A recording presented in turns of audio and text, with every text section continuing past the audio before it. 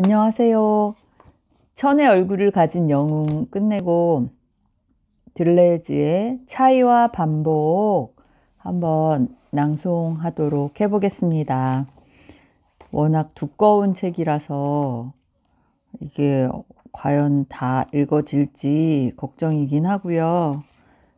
차례를 보면 서론, 그 다음에 가운데 본론은 5개의 항목이 있고 결론, 차이와 반복 이렇게 돼 있어서 오늘 우선 서론 16페이지 읽어보도록 하겠습니다. 우리는 우리의 안팎에서 지극히 기계적이고 천편일률적인 반복들에 직면하고 있다. 그리고 동시에 그 반복들로부터 끊임없이 어떤 작은 차이, 이형, 변양들을 추출해내고 있다. 이것이 현대적 삶의 특징이다. 반면 차이가 부단히 자리를 바꿈에 따라 살아나는 반복들, 비밀스럽고 위장한 채이며 숨어있는 반복들은 우리의 안팎에서 헐벗고 기계적이고 천편일률적인 반복을 다시 낳는다. 허상 안에서 반복은 이미 일어난 반복들 위에, 차이는 이미 성립한 차이들 위에 있다. 스스로 반복하는 것은 반복들이며 스스로 차이 짓는 것은 분화소이다. 삶의 과제는 차이가 분배되는 공간에 모든 반복들이 공존할 수 있도록 하는 데 있다. 이 책은 2가지 탐구 방향에서 시작되었다. 하나는 부정없는 차이의 개념으로 향한다. 이는 정확히 동일자에 종속되지 않는다면 차이는 대립이나 모순에까지 이르지 않거나 이를 필요가 없을 것이라는 이유 때문이다. 다른 하나는 반복의 개념으로 향한다. 물리적이고 기계적이며 헐벗은 반복들은 숨어있는 반복의 보다 심층적인 구조들에서 자신의 이유를 발견할 것이다. 이 숨어있는 반복에서 변별적 차이소는 스스로 위장하고 자리를 바꾼다. 이런 2가지 탐구는 서로 자연스럽게 얽히게 된다.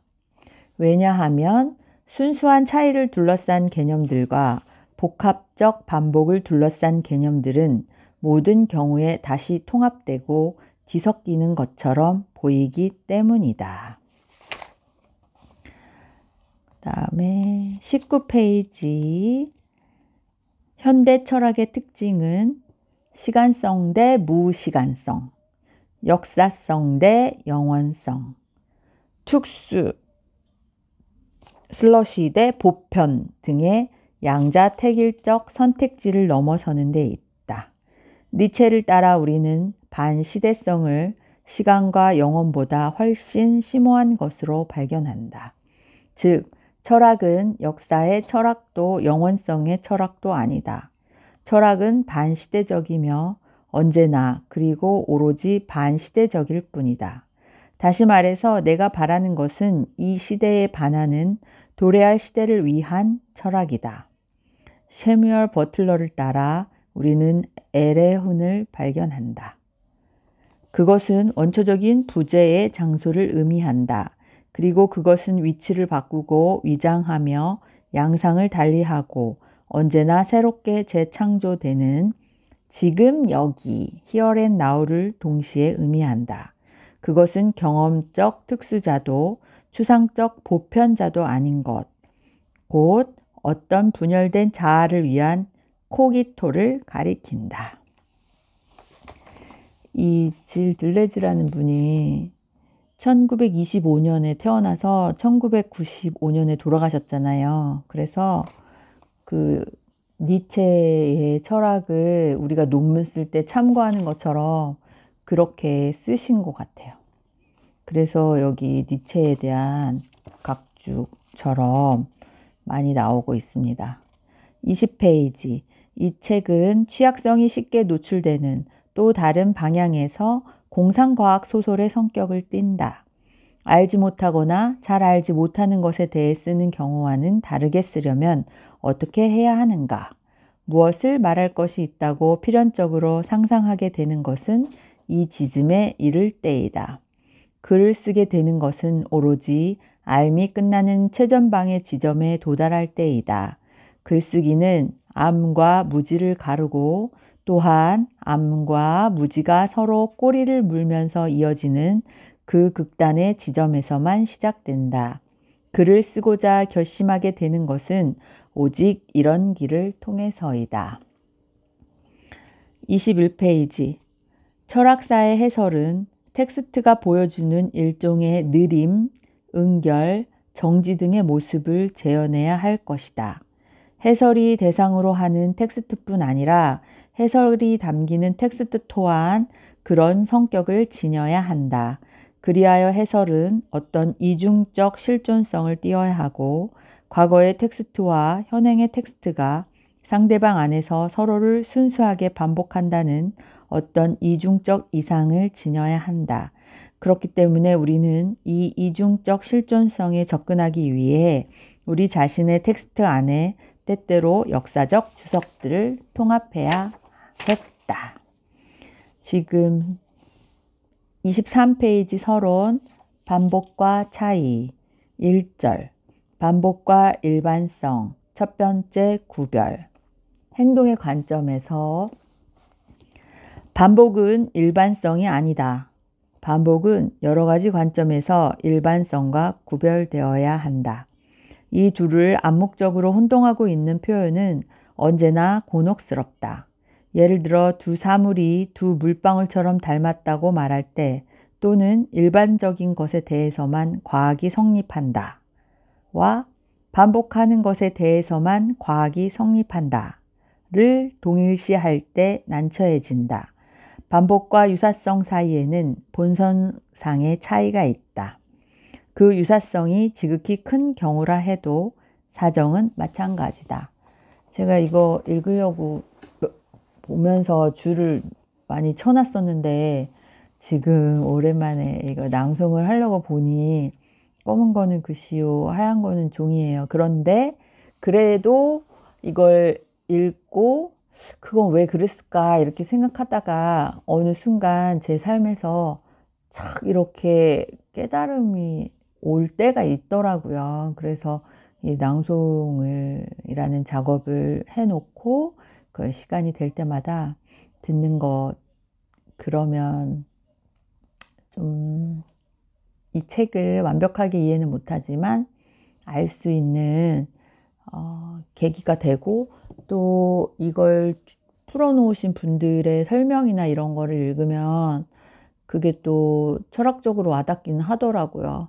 근데 이제 제가 그 프랑스 영화를 보면 이게 무슨 내용이야 하면서 잘 이해를 못했던 그런 트라우마가 있었는데 왜 이렇게 어려울까 또 생각을 해봤더니 이분이 프랑스 분이더라고요. 그래서 우리랑은 역사적인, 문화적인 뭐 이런 것들이 많이 다른 것 같아요. 프랑스 사람들은. 예전에 뭐 교환학생 애들을 보면 봐도 독일 아이들이 민족성이 저희 한국 사람들이랑 좀 비슷해서 아이들 방과후 활동이나 하는 패턴들이 그 아이들과 훨씬 더 많이 맞았었고 그 프랑스 아이는 좀 많은 부분에서 이해를 못했고 특히나 저희 집에 왔던 애는 채식주의자의 반대, 육식주의자여가지고 채소를 하나도 먹지 않았어요.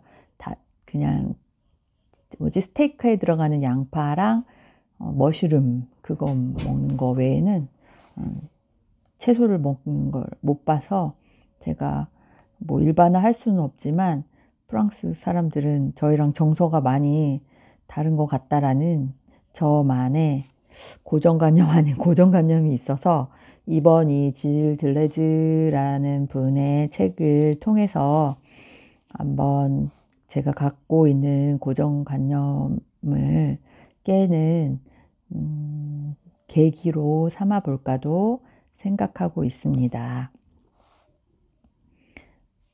25페이지 모네의 첫 번째 수련이 그 뒤에 이어지는 다른 모든 수련들을 반복한다.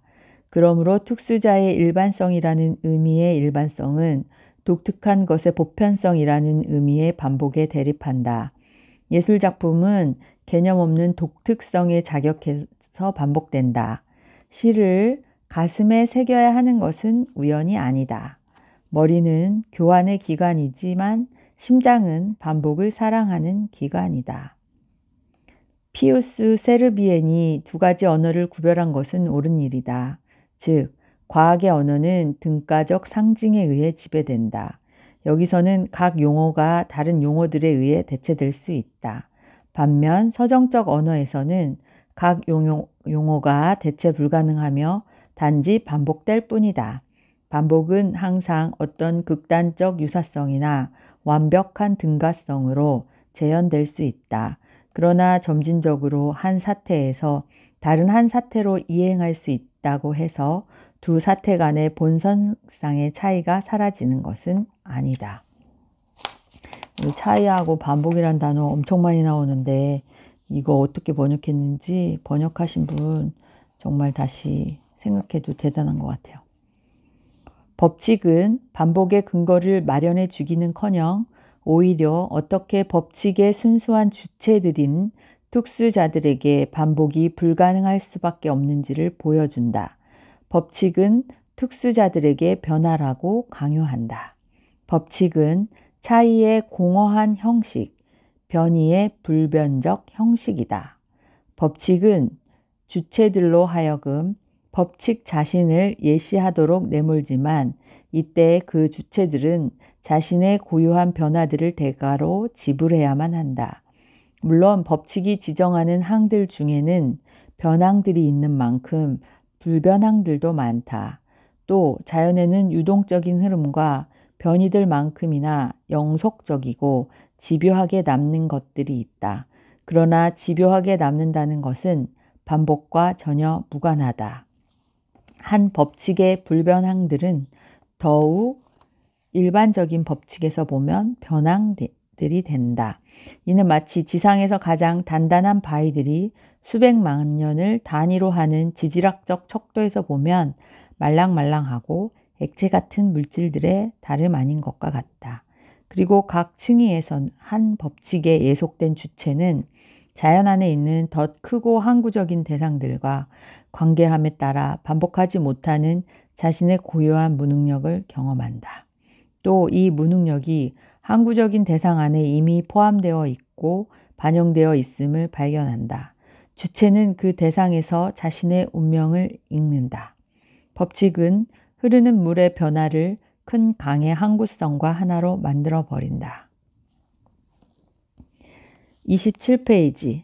반복이 실존한다면 그 반복은 일반성에 대립하는 어떤 독특성, 특수성에 대립하는 어떤 보편성, 평범한 것에 대립하는 어떤 특이한 것, 변이에 대립하는 어떤 순간성, 항구성에 대립하는 어떤 영원성 등을 동시에 표현한다.